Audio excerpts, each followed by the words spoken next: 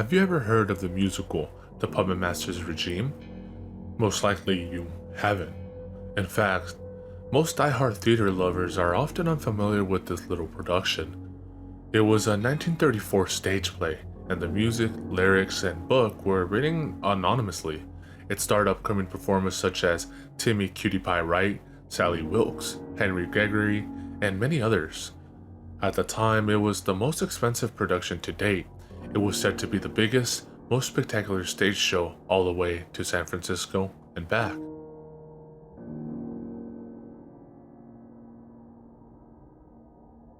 Tyler Warwick, 1901-1983. I went to see the show about a week after I turned 33. The ticket was a gift from my sister, who knew how much I loved the theater. I remember the signs for it were huge and rather gaudy. Oh, and the playbill. It was just a single red dot with a doll-like face on it. It seemed a bit melancholy for what I assumed was to be a musical comedy, but I didn't pay much attention. I was going to see a Broadway show. Georgina Long, 1911 to 1984. I had come to New York with my parents on an impromptu vacation after my grandmother had died. A Broadway musical seemed just like what we needed. Anyway, the cast was made completely of new people. Young children and adults alike who were longing to get back on stage after vaudeville became old news. It was quite charming, really, but I did take notice of that odd little playbill. All the playwrights and lyricists and everyone else were all named, and that design, just a little red drop with a peculiar little face on it, not even a title. Coral Hannigan, 1920 to 1993. I do recall most of the first act. Then again, who could forget? The story was slightly hard to follow at first. There was a little boy who lived in a puppet shop, or maybe he lived down the street. No, he worked in the puppet shop, but he was homeless, so they provided him with a home there. The kid's name was Tim, something weird. Oh yes, it was Moritum. No, Moritor? Moritor, yes. Moritor's employer was this old man's name, Mr. Obsister. I remember his name because his character was unimaginably unsettling, bouncing all around and getting angry at the little boy, all while keeping this nasally, giggly voice. Anyhow, the production opened to Moritor and the odd fellow getting into an argument over the boy not doing his work. Then the two of them sang this peculiar number about puppets. It wasn't a normal song, or at least the musicality wasn't normal. The lyrics were very enchanting and the music did this odd flowing thing about the room. Instruments would get very quiet without losing any power. Maybe it was just acoustics. I'm most likely explaining it wrong. Anyway, oh well, but in time we got used to it and the show progressed. Gabrielle Johnston, 1919 to 1976. This youngster Moritor, something like that, was quite insecure about his stay in the puppet shop and paranoid that his boss would throw him out. I was an aspiring lyricist at the time and I'd done the lyrics to a few original community theater projects, so I was fascinated with the wording in these songs. I scribbled down a few lines after I went home. Unless I'm remembering wrong, the little puppet shop boy and Mr. Obi something had an introductory duet, and then Moritor went off for a short lament. That was the different, much more somber tune. If I stay and do everything right, I can live in the day and stay clear of the night. Out there in the dark, there's a world of lies. Lies? I can hear them whisper, and sometimes I can see their eyes. The eyes comment confused me for a moment, but I assumed that he was talking about the stars. I seemed as though the number was unnecessarily tragic and poorly situated within the show, but that was a minor quibble. Now, Moritor had a girlfriend named Trahunt and a boyfriend named Adolbit. After interrupting the final note in his lament, they all gushed about how much they love puppets, but they couldn't afford one from Moritor's guardian shop, so they transitioned into the vibrant little number about joining forces to raise money so they could build their own puppet. After this, the three all headed for school, and the story took a sharp turn in different directions. After several attempts to begin again, now, they had this really nasty teacher or headmistress named Madame Raperio, or something like that. There was a reprise of this song from before and she overheard them. At first, her remarks about the children's fantasies were somewhat comical, but then the light fixed on her and she sang this heartbreaking song, the meaning of which was up for interpretation. It felt like it was about love, but there was all these strange puppet metaphors. The only lyric that stayed with me is, "Stroll through the wood cracks, show them your pains, the hole in your throat and the string in your veins." Then she went on this little breakdown. I assumed it was a poorly conceived character trait. She began singing off key and went to beat one of the kids. The curtain fell and there was a scuffle heard on stage. People whispered to each other, but a rising new orchestra piece silenced us. The curtain rose again, and we were right outside the puppet shop. Lewis Roberts, 1905 to 1967. Mortar and his friends went into the town and sang a song about selling dolls, I think it was, because the little girl made dolls in her spare time, and she had to sell them. I remember those strange background characters. The company was so absolutely monotonous. They all wore some form of dark clothing, and each of them was very, very tall. I can remember how they all had their faces covered up by hair or hats or veils. None of them spoke. None of them even sang during the course of the show. They just walked in perfectly straight lines, as if they weren't even part of the production. Anyways, this strange song about buying dolls, it had absolutely no life, but for some reason these children were putting their all into it. I could see the pain in their faces as they hit those high notes. And something else, as the lyrics went on, they seemed to get a little... It is so hard to explain. They all looked like they were hurting. They were so pale and nervous all of a sudden, coming from a Broadway family. I convinced myself it was only stage fright, but it still made me just a tiny bit anxious. Carrie Laurie, 1921 to 1995. The kids all got their money from this strange man in a cloak who sang a simple little tune. I still remember the lyrics. Despite the fall of rain, little kitties, everyone needs a little song. Wooden dolls give you pain, little kitties. Go on, little kitties, run along. His character was never really explained, but I remember how truly gripping the melody was. So haunting. It got you right there in the gut. Even the little kid actors seemed unsettled by the new turn of the show. They all kept stuttering over the lines as they spoke and sang. Then a little light bulb over the stage went out.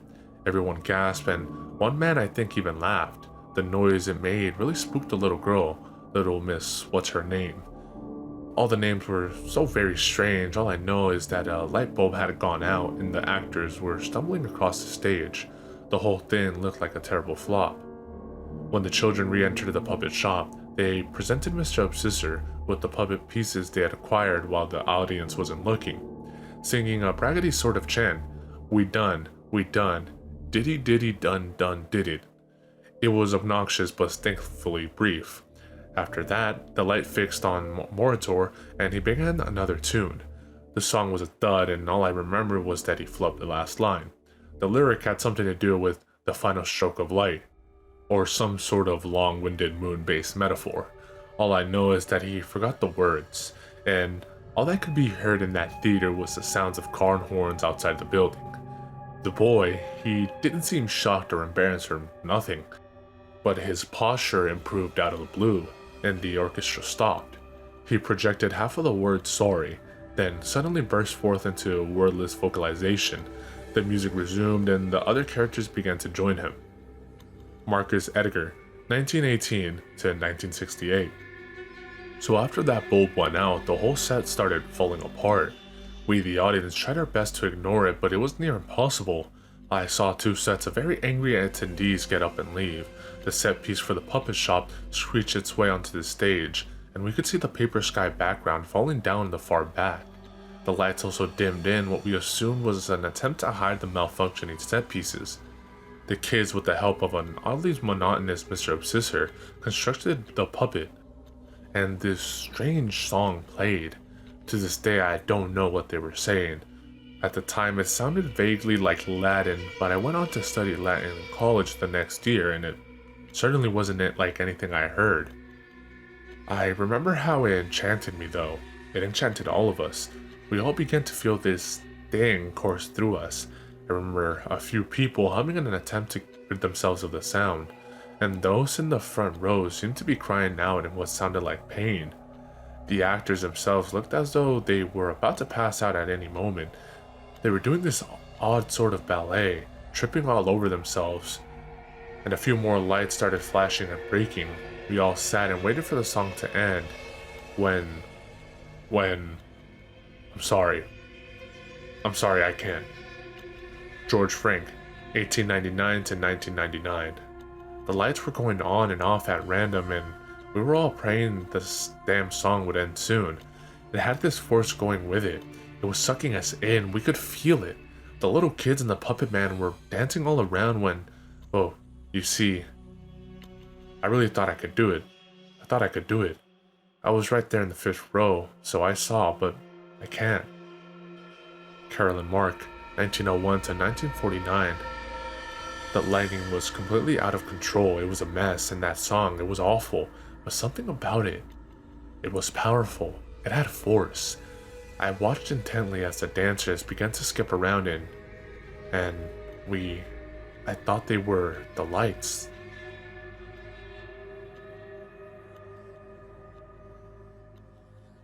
The actual events of the final scene of Act 1 of the Puppetmasters regime have been up for debate for many years. Few people are willing to speak about what happened on stage during those final moments. Many believe that there is no actual record of an interview with somebody who was willing to tell the story.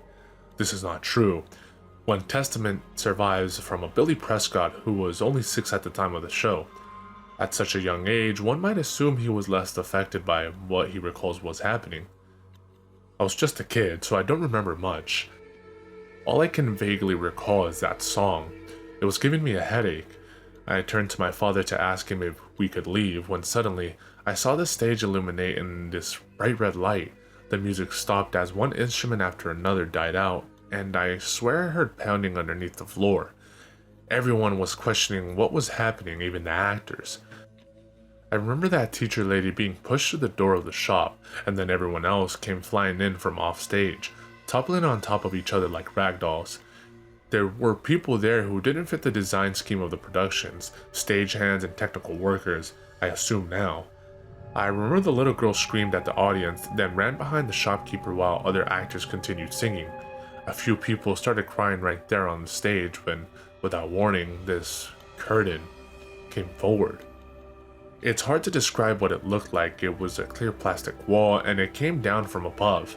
Several years later, I saw Carrie, the musical, on Broadway during one of its few runs. The thing that came down on the prom goers when Carrie was using laser lights to kill everyone, it was just like that. A bunch of set pieces from earlier scenes came down onto the sides of the stage, trapping all of the actors in the center. Chaos erupted. The actors stopped singing and began pounding on the plastic wall. Then, for some reason, they began to back away, as if some unseen assailants were approaching them. They fled to the back of the stage, all except that little boy. He was the only one who hadn't stopped singing. Amid all of that screaming and crying, the curtain flew out, and everything was in silence. Due to that abruptness, the audience thought it was just a horrible ending to a terrible musical. We were about to get up when the curtain opened again, revealing the stationary plastic wall, upon which was a single light fixed onto the little boy, Moritor. He had clawed his way through. We could see the blood on his hands, but the way he looked was... There were strings attached to every part of his body. We could all see his stomach, or lack of one anyway. It was like someone had put a huge ice cream scooper through his belly. He was sobbing all over the stage, twitching and swinging around. It was a sight so unnatural looking, so painful and twisted and wrong. Even now, I can't seem to wrap my head around how, but... And so everyone looked at him, not knowing what to do, and then he spoke. "Help me. Please, help me," was all I could make out, and then he vomited and suddenly collapsed. The plastic wall lifted and the lights came on. We saw the rest of them.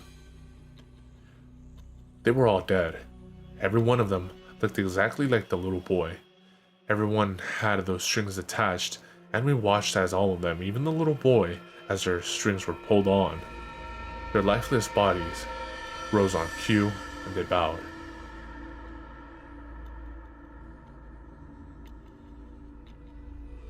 We cannot be certain that the above statements make up a credible account, but unfortunately it's all we had to work with. The Puppetmasters regime sparked much debate among the theater companies. Several audience members had to go to therapy for years to come, and the show itself was covered up by the police. The theater company, as well as the police department, who had never managed to solve the gruesome murders of the cast and crew of the show, denied that the play ever existed. However, in recent years, the story has resurfaced, sparking a lot of new conversations on the subject. The theater that housed the musical still refuses to acknowledge the show's existence, and most theater historians know nothing about the show in general. To this day, the identities of the anonymous lyric and music writers are unknown, and, to our knowledge, all recordings and police reports have been destroyed. Despite this, through certain pieces of historical documentation, some info on the production has been unearthed. The show itself had its first workshop in London in 1928. One of the songs, Get a Puppet, was recorded with vocals by 12-year-old Gareth Creeley. This recording is presumed to have been lost, though some say it is available on the black market of the internet. Other than that, no official records were ever made. Some ancient accounts say that an illegal taping of the final scene of Act 1 was filmed from backstage, but we cannot be certain if this is anything but a rumor. As for any official memorabilia, very little of anything has survived. Until her death in 1994, theatrical historian Gladys Masters kept 2 large-scale promotional posters that she displayed at charity events, but these have since disappeared. Early costumes by Alice Lively, the costume designer on the play until she quit following payment disputes, are on display at the Piccadilly Theatrical Museum in Dover, England. Other than that, the previously mentioned playbills from the production's premiere night were given out, but most audience members destroyed their copies after seeing the show. Legend has it, around 10 to 20 survive. The show has grown a small cult fanbase over the years. Here recently, an off-Broadway revival has been scheduled to premiere soon.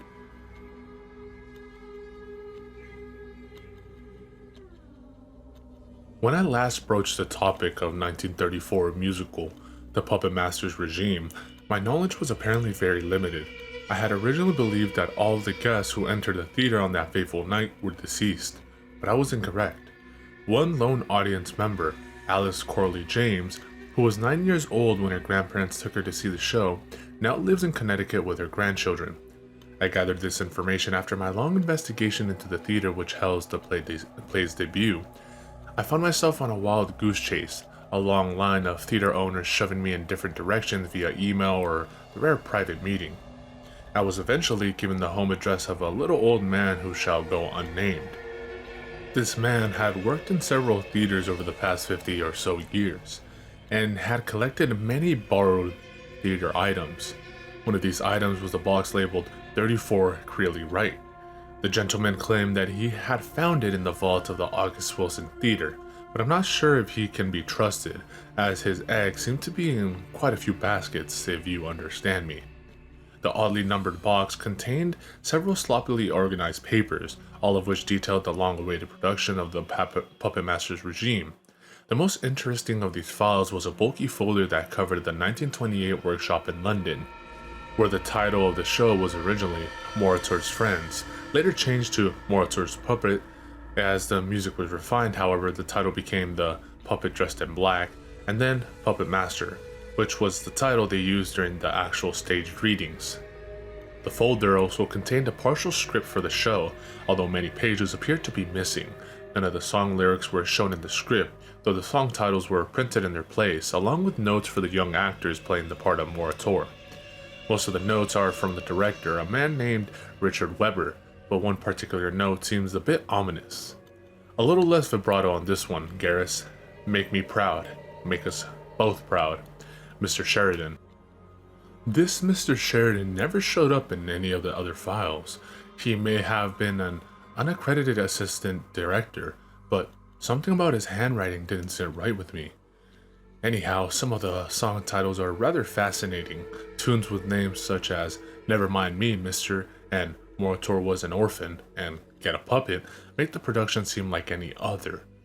The characters aren't written in any strange way, much to my disappointment. It comes across just like a harmless little kiddie show, cutesy and upbeat. However, as the script progresses, the notes from this Mr. Sheridan become more evident, and his messages become increasingly disturbing.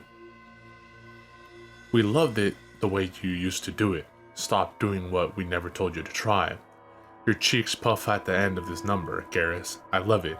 He loves it. We both love it. They love it. Meet me backstage after the reading, Garrus. He has a gift for you. Meet us backstage again, Garrus. They'd love to look at you. Never leave us, Garrus. You're too important to the Puppetmaster." After reading up to the scene where Moritor and his friends try to sell dolls, creatively titled "The Doll Selling Song," I decided to stop and research Garrus Creeley. I was not prepared for the sickening results. Garrus Creeley was born on November 3rd, 1916. His mother had been a vaudeville stripteaser who lacked the funds necessary to support a child. As a result, he was taken in as a 3-year-old by a man whose last name was Sheridan. His first name is recorded differently in many documents. Most people believe it to be either Carmichael or Charles. Sheridan was apparently a Coney Island architect who designed elaborate funhouses and carnival freak shows. He was also a private composer, having written many vaudeville numbers and themes. Garrus Creeley Sheridan became a semi-popular vaudeville performer from 1921 to 1923, upon which he was removed from the Sheridan home after claiming to have been sexually abused by his adoptive father. He was taken to live with Annabelle and Henry McGregor, a middle-class family in Upper Manhattan. Annabelle and Henry, in an attempt to rid him of his childhood trauma, relocated to Worcester, England, with McGregor's relatives. Coincidentally, Puppetmaster began rehearsals for the workshop a year after Garrus Creeley moved to England. The music and lyrics were still accredited anonymously. Now, one might assume that this is just another depressing backstory to a child performer from the early 1900s, but it gets worse. Sheridan, along with being an architect and a composer, was also a great patron of cheese pizza. He was the leader of a small group of individuals who specialized in the production of such articles.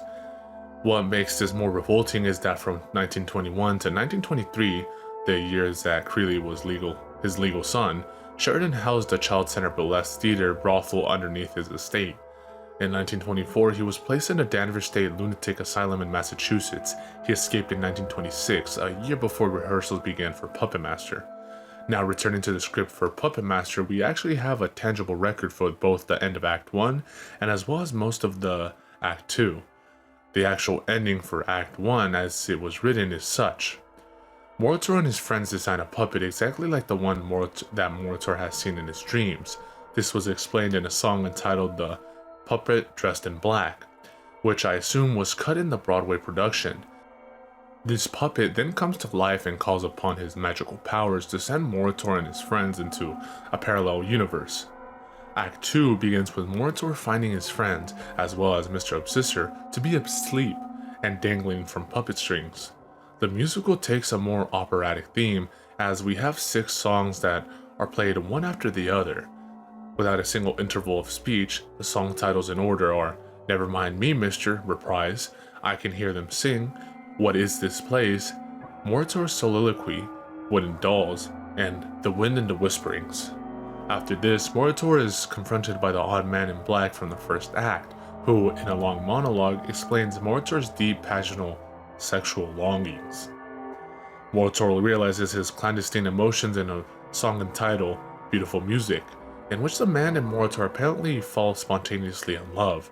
Right before they allude to the thought of intercourse, the puppet dressed in black appears. Jealous of Moritor's affections, Moritor strips naked in front of the puppet, allowing the wooden demon to seduce him.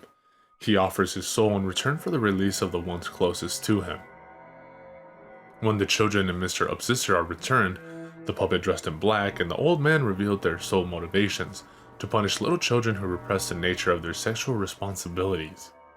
They explain this in what would eventually become the show's title song, "The Puppetmaster's Regime." Then in a spout of randomness, the puppet's face turns bright red, and he shoves Moritor onto a bed shaped like a hand, apparently forcefully having intercourse with him. In the epilogue, we see that Moritor's friends have all been returned to the puppet shop, but none of them remember anything about him. As you would assume, the workshop didn't do well at all. Anybody with a half brain can understand why a musical about children being obligated to have sex with adults and puppets wouldn't work now, let alone in 1928. It was met with such a terrible response that the authorities forced the workshop to shut down, classifying it as child sex tourism. Garrus Creeley was temporarily removed from the McGregor household for their approval and allowing him to participate in the production, when in reality, the cast members were contractually obligated to never speak about the show to anyone outside the production. A week after Garrus returned to the McGregors, he was kidnapped from his bedroom. This happened the day before his birthday. After 2 days, the authorities found Garrus at the theater that had been holding the workshops. He was discovered in the basement tied to a bed, being violently by Sheridan. Sheridan, of course, was taken into police custody, where he died 2 days later of a lung infection. However, the most disturbing part about the crime scene was described by Officer James Cartwright. We broke through the door and started fumbling down the stairs. We could hear him, Creeley, screaming. We charged into the basement and saw puppets. Puppets everywhere. All of them made to look exactly like the little Creeley fella. There had to be dozens of them all over the room. Some of them were neatly dressed like little dolls. Others didn't have any clothes on at all. It was so disgusting, I feel sick just thinking about it. Along with the recorded 76 Garrus Creeley-esque puppets that were found underneath the theater, authorities also discovered several articles of the occult in Sheridan's makeshift apartment. He had apparently begun to worship an ancient god he called Puppetmasters, a dark spirit who controlled all of life with invisible puppet strings. Most of the investigators believed that Sheridan had created this god himself using the surplus of insanity he'd retained by the time of his death. They also found a 5,023-page novel that Sheridan had written over the course of the past 9 years, entitled Puppets. It was an extended manuscript version of Puppetmaster that was centered around the character of Moritor Abanes, who was obviously based on Garrus Creeley. Following the events of Puppetmaster, the McGregors admitted to Garrus Creeley to the West Riding Mental Hospital, now known as the Hyroids Hospital, in order to repair and accommodate his obvious mental damages. He was supervised by his adoptive uncle, Dr. Gregory McGregor, who personally documented his progression from 1928 to 1932, when he was released. Other than the folder containing information on the 1928 workshop, most of the material present in Box 34, Creeley Wright, is a mass jumble of different documentations. Everything from vague police reports to scathing reviews of the workshop, none of them in any particular order. The only valuable document I've managed to find out of these is a list containing the names of all audience members who attended the 1934 Broadway premiere. Seeing as how Alice Corley James is still alive and was seated in the 4th row of the theater, I hope to contact her soon in order to continue my investigation.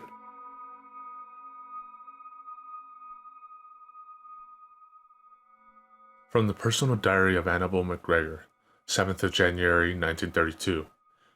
Garrus came home today. He seemed paler than he used to be and much more quiet. I wish there was something I could do. I wish I could bring him back to us. But he's gone. I have to accept that. We all have to. As it turns out, the diary of Annabelle McGregor, Garrus Creeley's abducted mother, for those of you who don't remember, was used in the writing of a 1998 psychological thesis by Catherine Jacobs, entitled From Garrus to Hannah, a study as to the effects of child molestation. In the book, the author uses materials from various different child molestation trials to form an in-depth study on the resulting mental scars such as experiences can produce in children. Annabelle's diary entries themselves aren't that relevant, often repeating the same things over and over, but they do form a cohesive thread between two big events in Garrus Creeley's life: his release from the West Riding Mental Hospital and his journey back to America. According to Annabelle McGregor, 19-year-old, Garrus Creeley left his parents for a week after returning to them, going off to work in a shoe factory. After being fired for his inability to follow proper safety instructions, he worked as an assistant ballet instructor in London. 6 weeks after this, he returned to his parents, where he learned that they had been harboring a secret from him. After Sheridan, his previous adoptive father, had died, Garrus was left to inherit all of his belongings. This included the expansive novel, Puppets, and the script and score for Puppetmaster, the musical version of the same novel. From the personal diary of Annabelle McGregor, 18 September 1932, Garrus called to tell us he was leaving. We asked when he was coming home. He hung up after that. It's been 4 days and I'm beginning to believe that I won't see him ever again. Not much is known about Garrus Creeley after that. The next existing record of him is in a financial statement in 1933 concerning an inquiry for a choreographer to work on the Puppetmasters regime. It would appear that Garrus was continuing his adoptive father's work. Why on earth Garrus Creeley would drop everything in his life to continue the work of his childhood rapist is beyond all logical comprehension. One reason could be that he wanted to understand his father more. He was, after all, Sheridan's son. Perhaps he understood how much Puppetmaster had meant to him, so had devoted himself to polishing up the production. In Catherine Jacobs' book, she details a great many examples of this. In the letter from Garrus to the aforementioned choreographer, he writes, "I hope to enliven the production with a bit of playful mystery, to mirror the essence of the original novel format. I don't have the complete manuscript for Puppets, though Catherine Jacobs apparently does own a small snippet of about 200 pages. God only knows how she acquired this. She lists a total of 17 excerpts in her book. From what I've read, the prose of Puppets is very difficult to follow.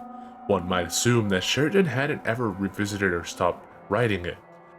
The story itself follows the main character, Moritor Abincis, as he goes off on an adventure to explore his own sexual agenda upon the request of a puppet that he meets in a dream.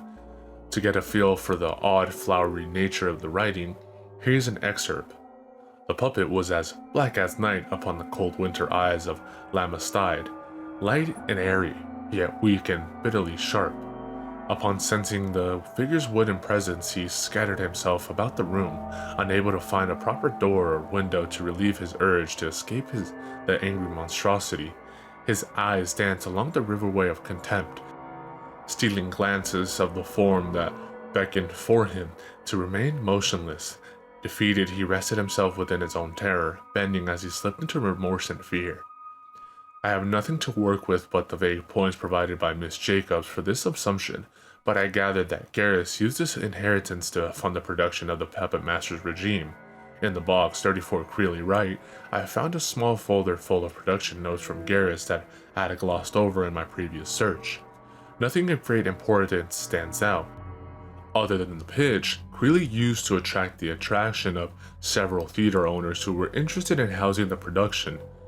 In it, Garrus describes the show as upbeat, fraught with flowery production numbers, and a moral all ages can relate to.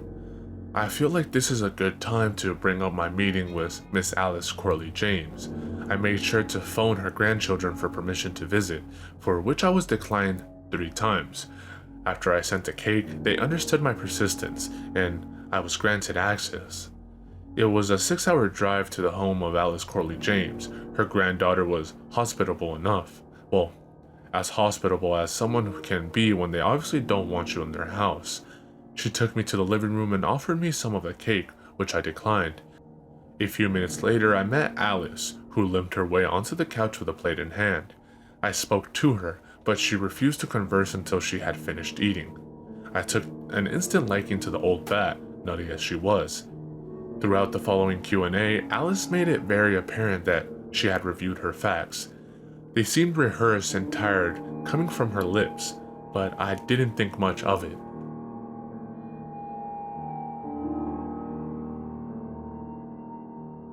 How old were you when you saw the Puppetmasters regime? 9. I had just turned 9 that Wednesday, and we were going to have a party the following Saturday. What do you remember about the production? I don't truly remember a lot about the show. I was young, I was hyperactive, and I was bored to tear by the entire thing. It was so very monotonous and so blandly staged. I recall watching the 3 kitties dancing the exact same motion, twist tap, for almost 4 minutes, all while the ensemble walked in crisp lines. It was so awkward. That little boy playing the main character, Maury something or other, was a bit quiet if you asked me. He sort of mumble spoke, squinting the entire show.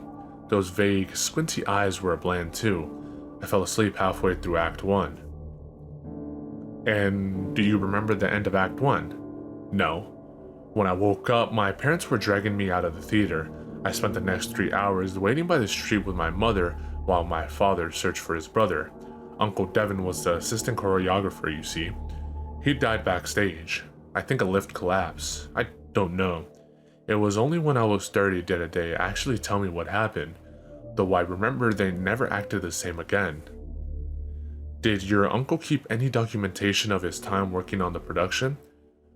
I wouldn't know. We weren't all that close to him, you see. If he did, where could I find those documents? Either they're still at the theater, or my father... Oh yes, my father probably had them. I remember the policeman delivering that box to us. Your best chance of finding it would be in the attic. We moved all my father's old office documents into a red... Yes, it was a red chest. If it isn't in there, it was most likely thrown away. Mrs. James' granddaughter aided me in my search, and together we found the red chest, as well as Devin Corley's belongings. They had been shoved into a small storage crate within the chest, sloppily strewn between wrinkled chunks of paper. I offered Alice the opportunity to rifle through the crate, but she politely shooed me out of her house before asking for another piece of cake. At first, I couldn't make much sense of the contents within the box. There were a few bills, some blasé production notes, and a list of ensemble performers. However, one particular sheet of paper did catch my interest: the audition notes for the role of Moritor. For those of you who don't remember, this was a character whose actor was last seen begging the audience to help him on the night of the Puppetmasters premiere. Not many names are found in this file, oddly enough, just 14 boys and 6 girls. Underneath the various names are notes on the auditions, writing such as too cheeky, too quiet, and too mumble-mouthed. But about 3/4 into the paper, the name Timmy Wright is circled 3 times, a small star etched beside it. He's the one. The note reads, boldly, I've done a bit of research on this performer. Timothy Cartwright was born August 16, 1923. His father, Vincent Cartwright, was a lighting designer for the theater on Broadway at the time. His wife, Margie, was a costume designer. Though little is known about the beginning of Timothy's career, by the age of 9 he had taken the vaudeville world by storm as Timmy Cutie Pie Wright, or Cutie Wright for short. As far as I can gather, that his only Broadway credit before the Puppetmasters regime was in a semi-successful flop called Joyful Hooligans, in which he played a young British boy who falls off of a ship and is taken in by a band of American teenage pickpockets. Devin Corley's diary details the arrival of Timmy to the theater. He says that Timmy was asked to be dropped off in the lobby without his parents. Garris Creeley instructed the staff not to enter the lobby for an hour. At the end of this hour, Garris Creeley himself came to the lobby doors and found Timmy still in his seat by the receptionist's desk. He was quoted to have looked confused and scared, with a look in his eyes likened to an old cat, weak and defenseless. Garris led him back to the office, where he waited for his parents to return to sign the proper paperwork. The next few entries of Devin Corley's diary describe the hiring of the rest of the cast and crew. Shirley Taxum was signed on to play Trahunt for 3 weeks, then died in an automobile accident and was replaced by Sally Wilkes. Henry Gregory, another vaudeville performer who had worked with Timmy at least twice before, was signed on to play Adolbit. Other cast members included Fernando Perron as Mr. Obsessor and Grace Day as Madame Reperio. The casting for the Man in Black, as well as the puppet dressed in black, are not listed. The set design was done by Abraham Duarte, and costumes were done by Juliana White. Lighting and direction was taken up by Garris Creeley himself. For the first 2 weeks of production, Devin Corley's description of Creeley doesn't seem too interesting. He was apparently a bit eccentric and a bit of a perfectionist, but also described as jolly and surreal, like those Santa impersonators you see at department stores. He was always cracking jokes and, for the most part, had a good attitude. However, as innocent as his behavior seemed, even from the beginning, he had a strange obsession with Timothy Wright. Corley details an instance where Timmy was clearly getting the choreography wrong, and yet, Garrus berated the other children for supposedly messing Timmy up. From Devin Corley's perspective, he coddles the boy and barely even directs him. Now, as lighthearted as he was, Garrus Creeley was also a rather strict director. Devin Corley claims that each of the cast members were instructed to arrive at 4 in the morning, 2 hours before the crew, simply for vocal exercises and warm-ups. One entry states the ensemble was placed into 3 lines, and the children were lined up in front. Mr. Creeley would spend 15 minutes going over the exact same tap dance routine each morning. He always had Timmy do it first, and then the others were to follow. Afterwards, everyone was to gather in a circle for vocal warm-ups. Garrus would start by going through the ranges, and then he had us do that awful dance. There were to be 2 circles, one inside the other, and the cast would hold hands. Then both circles were to dance around in opposite directions. The outer circle began to chant first, crying out, Sementel, Sementel, while the inner circle yelled out, Fraela, Fraela. Both chants were ensemble lyrics that had been cut out of the production, but Mr. Creeley saw fit to include them every morning, saying they were perfect vocal exercises. Garrus' impatience continued throughout the rehearsals. He grew violent, and many cast members reported to Devin that Sally Wilkes exhibited bruises on her upper arms. The script was modified weekly, putting the company under great stress. Timmy Wright was the one who took the most damage, as most of the changes gave his character more lines, placing a lot of pressure on him. He was often asked to visit Creeley's office for private readings, where he'd stay for hours.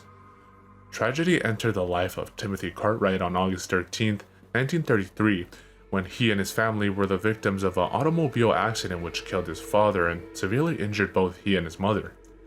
Devin writes that for a month and a half, Garrus visited Timmy daily, and eventually stopped coming to rehearsals altogether. The principal choreographer, Mandis Thorman, took up the role of director during that time. It was also at this point that they sought out the employment of 14-year-old Rory Atkins to be the understudy for Timmy. Devin writes that it was at the conspiring of Thorman and the producers that Rory would eventually replace Timmy. This cutie Wright, writes one producer, is completely inept at the art of performance. His delivery is too big, his eyes are too big, his presence is too big, and for all that bigness, he has shocking little amount of talent and discipline. Mr. Creeley spoils the boy and hardly gives a scrap of motivational honesty in the direction of anyone else. In short, Timothy Cartwright must go. While Garrus was gone, the production staff also persisted in cutting certain things from the show. This included a number that occurred midway through Act 2, a gibberish song sang by an army of puppets that was said to have slowed down the production. Creeley was quite unhappy with this, making several angry phone calls about the matter. They eventually gave him an ultimatum: cut the number completely or put it somewhere else. Garrus placed it at the end of Act 1. Devin notes that Garrus would tell the children to practice this number in their own time, and when they did run through it during rehearsals, it was in segments, never in its entirety. The number itself contained one group of lyrics that was repeated over and over again. Garrus made it painfully clear that the company was to sing these stanzas exactly 100 times before they could take a break during intermission, even if the curtains closed before they were finished. Devin's journal ends with a relief from the notes throughout. Instead, he explains an event that he himself was present for. I think it's best to simply present the section as it was written. Nobody was ever allowed in Mr. Creeley's office but Mr. Creeley and Timmy. I assumed Mr. Creeley would want to meet Rory, but he never asked for an audience with him. Mandis had instructed me to deliver 3 resignation letters to Mr. Creeley's desk. When I entered his room, it was all musty and hot, like there wasn't even air conditioning in there. The curtains were drawn, but my vision adapted fairly quickly. I saw that on the floor was a worn mattress with plates and cups all around. I blinked in surprise. Rushing over to the bedding, I noticed it had definitely been in use for quite a while. I wondered in astonishment if Mr. Creeley had been living in the theater. When I considered the idea, I did recall that he'd put all of his money into this show. and we never heard him ask us to send papers to his house, only to his office. Along the far end of the room were a few piles of shirts and trousers. It was still very dark, so I didn't focus on them too much. I went to set the papers down on the desk when, against my better judgment, I had the urge to snoop around a bit.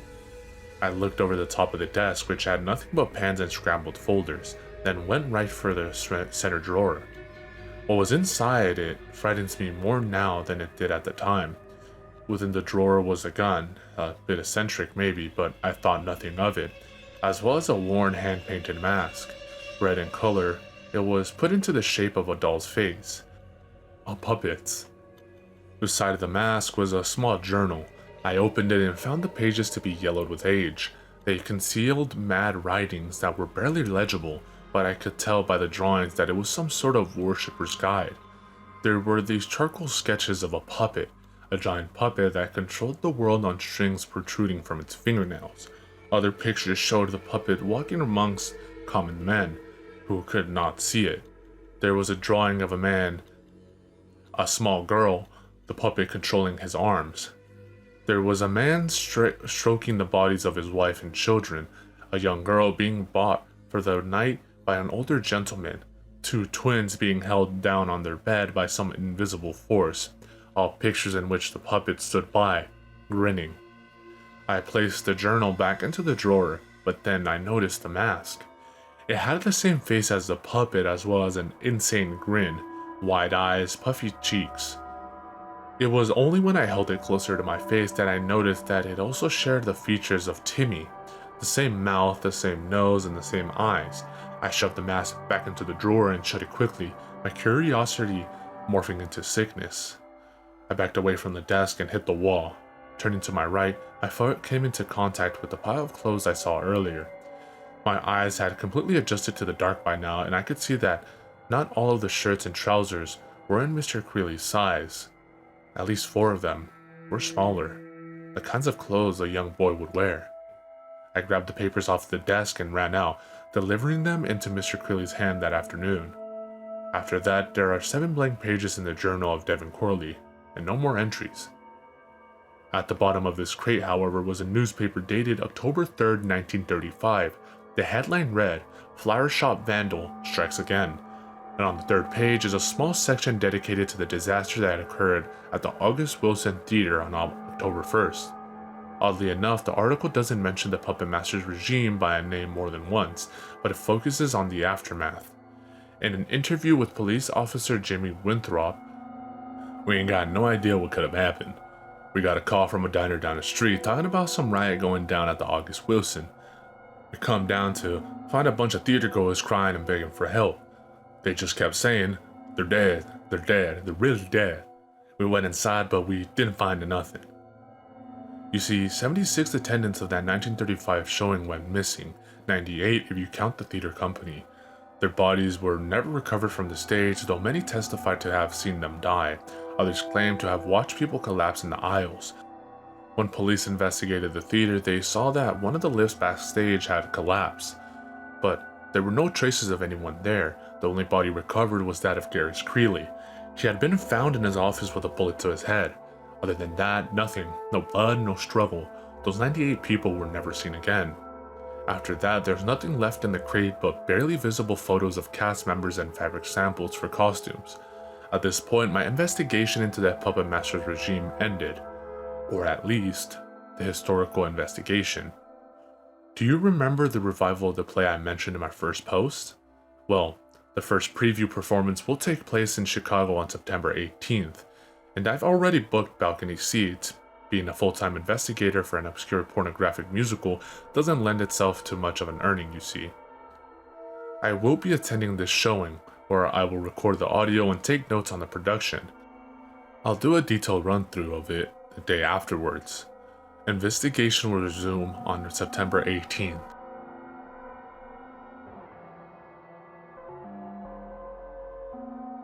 Alright, I never got around to posting the previous investigation. I know, it was irresponsible, but during my wait for Puppetmaster, I started actually paying attention to my college courses, and I never really had time to revise my first draft, so I suppose I would just have to post my findings in one long entry. I have seen the revival of Puppetmaster. The experience was odd. It's hard to remember the things that went wrong unless I run through the entire thing in my head. It's easier to write about the first act in that way, I guess. I know that doesn't really make sense when you put it to words, but it's hard to explain. But enough of my cryptic build-up. I arrived in Chicago last week where I stayed with a couple of old high school friends for a few days.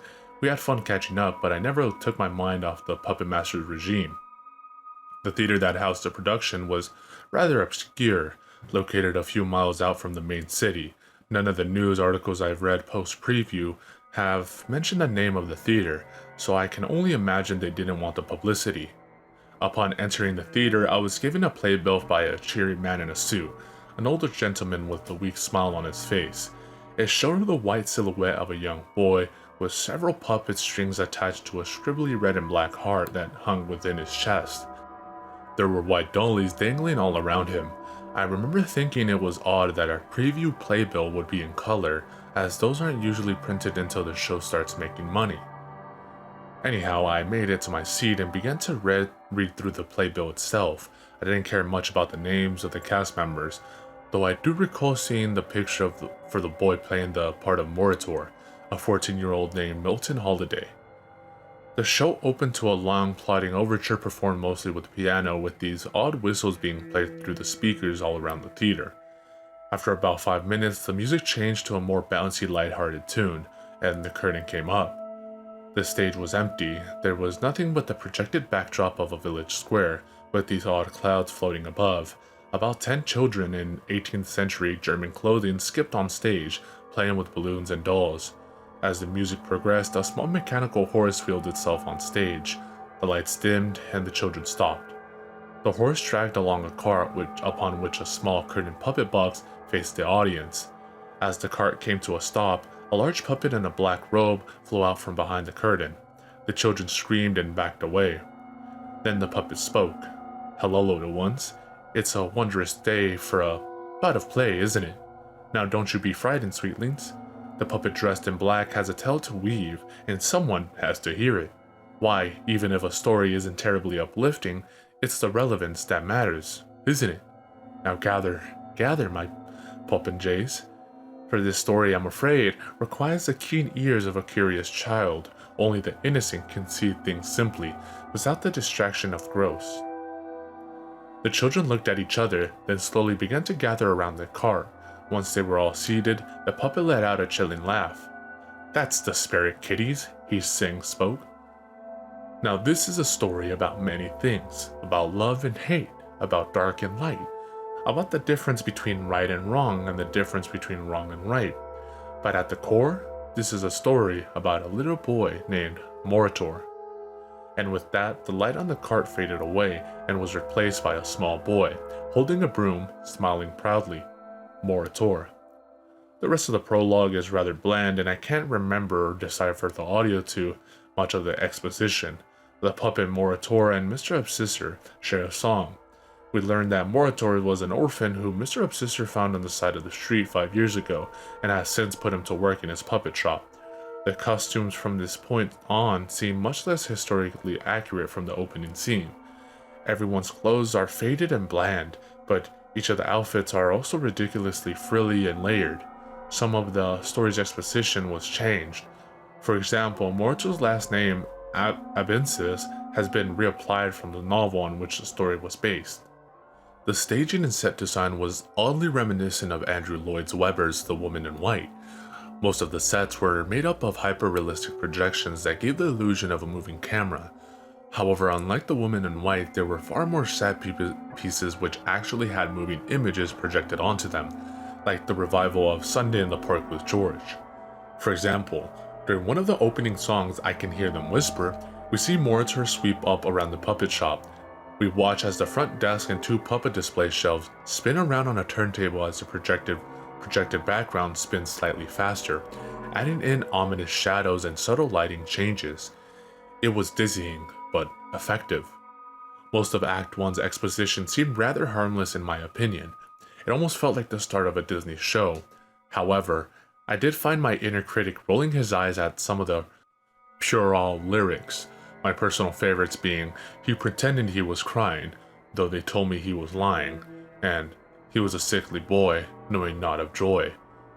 However, upon comparing the new version to what I've heard about the other two, there were some significant changes to the show.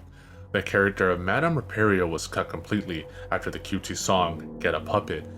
We are taken to the center of the village. Here we have one of the songs that had been cut in previous versions entitled Whittle Time, in which the villagers celebrate a holiday of the same name. The celebration focuses on the townspeople dancing around with puppets and dolls made out of random objects like twigs, scraps of clothing, and corn stalks.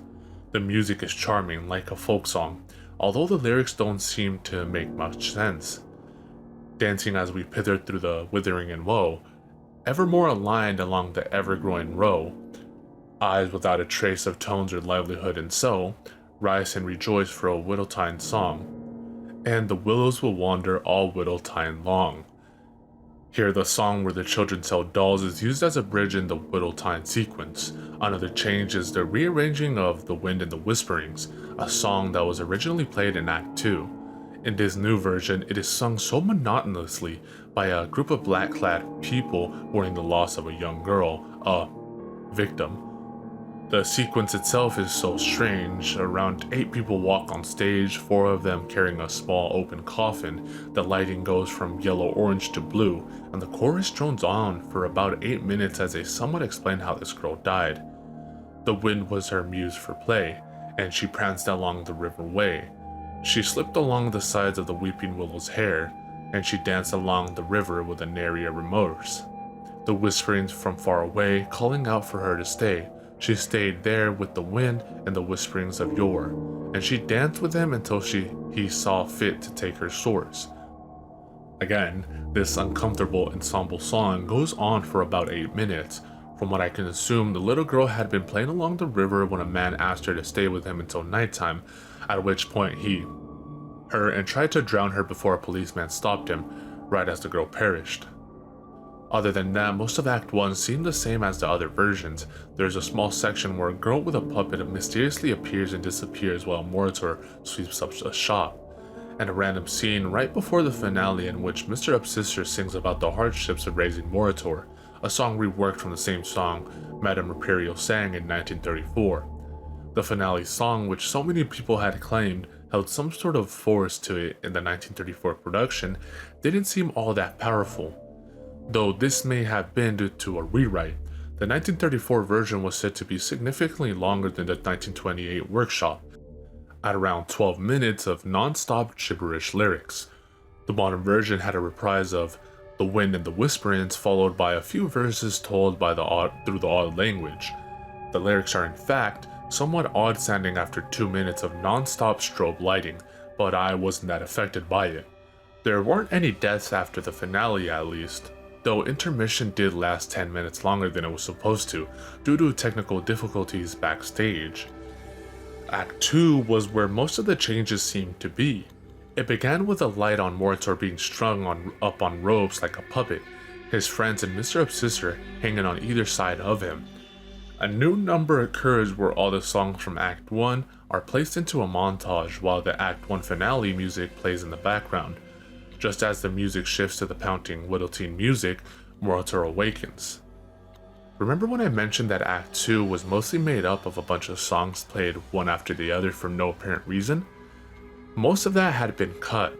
The only 2 songs left from that long drawn-out sequence were What Is This Place and Moritor's Soliloquy, which had been renamed to Moritor Confronts the Puppet and changed to a duet sequence. The lyrics had been improved as well, whereas the 1934 show had lyrics such as this: What is this place? What are you aiming? This isn't well, sir. Why are we gaming? This isn't a game. The improved lyrics are: What is this place? Wait, am I dreaming? This isn't real, no. Not what it's seeming. It's all a dream. Still a bit clunky, but at least they made sense now. The particular scenes I listed before involving a panicky Moritor confronting the puppet dressed in black, who explained that Moritor's soul once belonged to a child, and that he died before the puppet could punish him. This is where the set designs become a bit odd.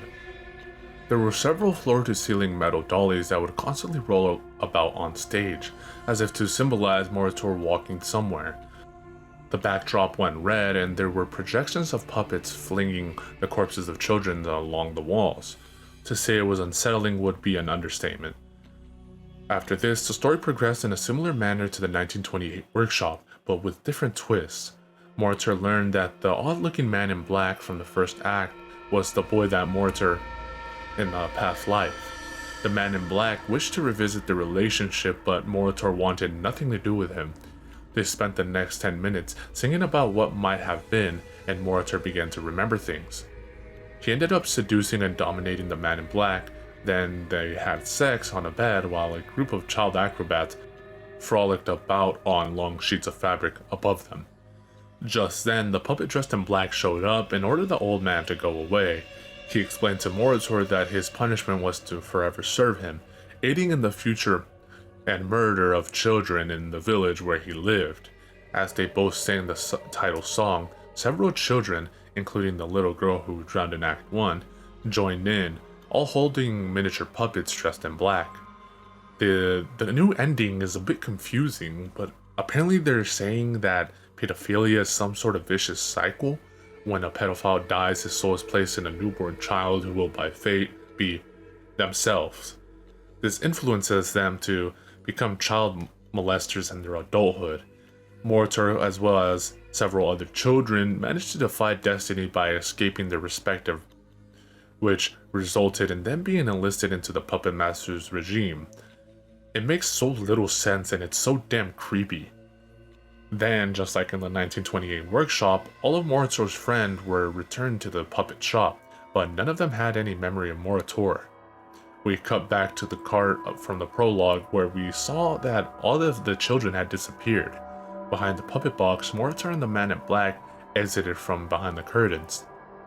They hopped upon a horse and began to trot their way out of the town. As they left the village, they heard a small girl's terrified screams before she lunged out in front of the cart. She began to beg Moritor and his companion to help her, but just as an old man rushed out in pursuit, he insisted he was the girl's father, but she sobbed that she'd never met him before. Panicked, Moritor pulled on the horse's reins and ran over the man, killing him. The man in black turned to Moritor and, his voice low, and whispered, "Moritor, what have you done?" before the lights went out. However, right after this scene is where things quickly become wrong. The lights slowly faded from the green tint of the forest into a deep blue, similar to how things looked during the wind and the whisperings. The entire company slipped out from backstage holding their miniature puppets, staring directly at the audience. Just then, the lights began to flash and the puppets, I know this sounds kinda stupid to say, but they sang. I don't mean that children sang while controlling the puppet's mouth. The puppets actually sang, and oh god, the song. It was that same gibberish from the Act 1 finale. The children and the adults, all of them were holding puppets. They chanted those horrible words over and over again, their eyes unblinking, focused on the audience. Trapped in our seats, we were forced to listen to them repeat themselves over and over. I saw that the cast had begun to move the puppets around in jerking, near-erotic dance moves, every now and again twitching in unison with the rest of the company. After a while, I began to feel sick. We were all sick. I could see people in front of me leave their seats, ready to go.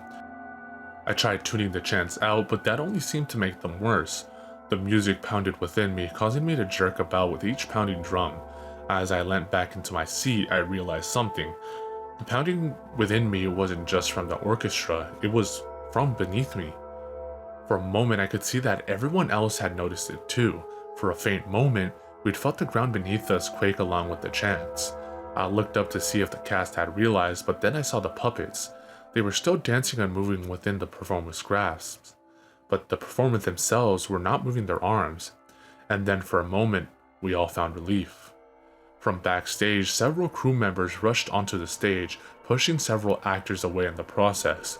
One of them screamed out, "Fire! Shit!" And then the chaos began. From above the stage, all the lights began to shoot off. The projections behind the actors flickered and then disappeared entirely. The company screamed, as did the audience. In a flash of fire and sparks, The actors began to leap off the stage, and we all began to pile out of the door. I still had a headache, and I could still hear the pounding. The fire department arrived shortly after the theater was evacuated. About 10 minutes before the trucks got there, we heard the back of the theater collapse.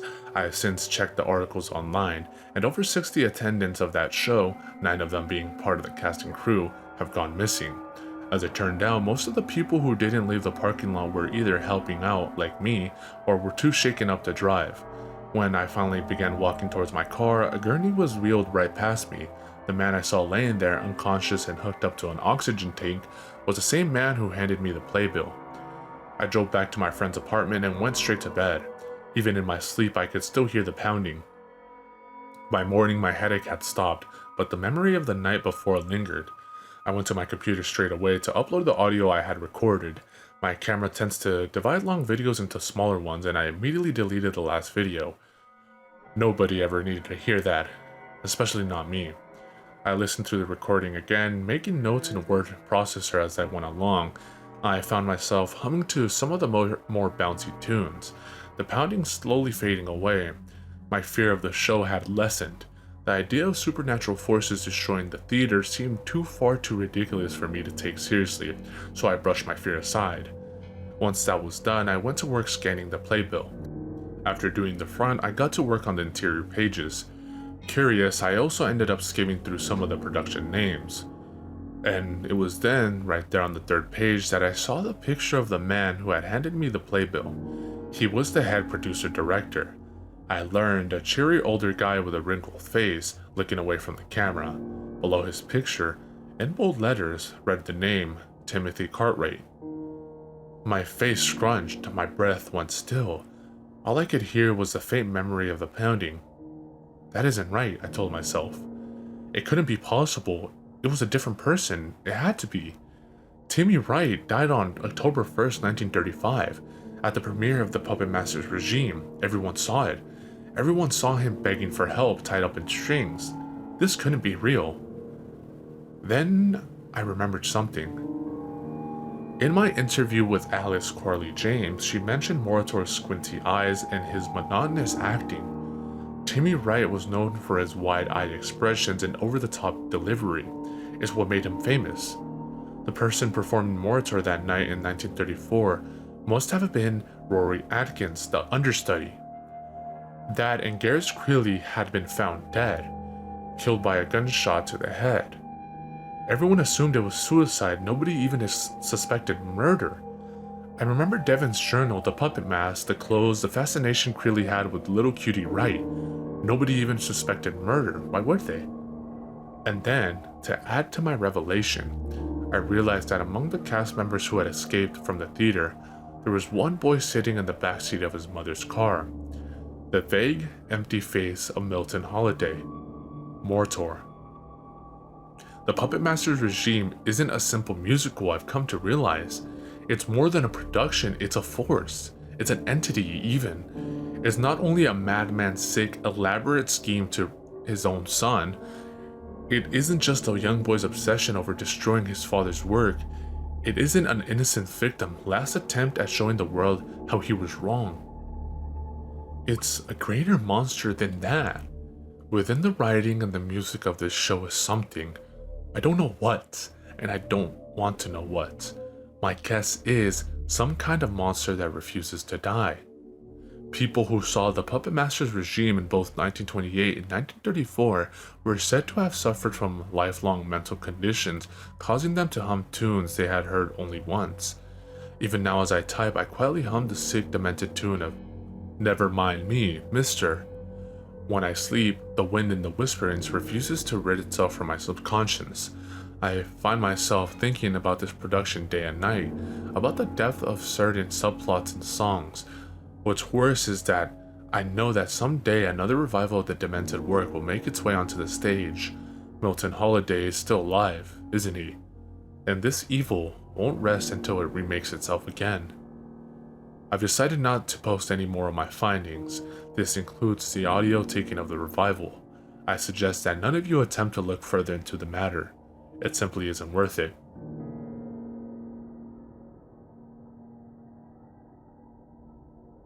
A few days after my previous update, I read some articles about the fire at the theater. Remember all those missing people? The fire department has been searching through the rubble. Not a single body has been found.